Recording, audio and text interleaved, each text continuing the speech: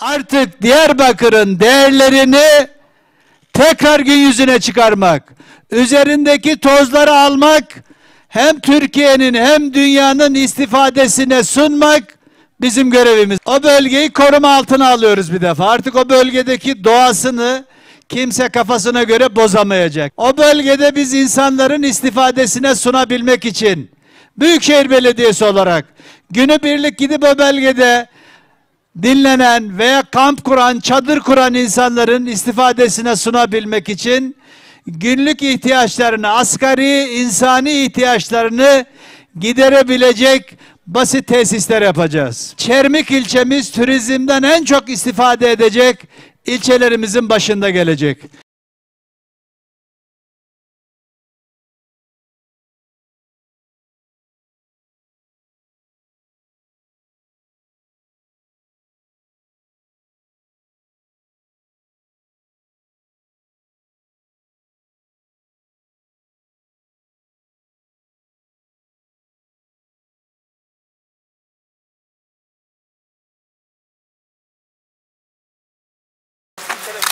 Ben bir şey bilmek isterim bu alanda. Maşallah.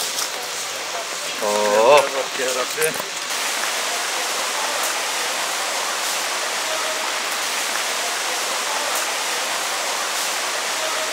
...24 saat Diyarbakır'ın emrindeyiz. 24 saat Çermik'in emrindeyiz. Hizmetlerimize durmadan devam edeceğiz inşallah. Bütün hedefimiz Diyarbakır'ın tamamını daha yaşanılabilir, yaşam kalitesi daha yukarıya çıkılmış bir kente dönüştürmek için gece gündüz demeden çalışıyoruz. İnşallah çalışmaya da devam edeceğiz.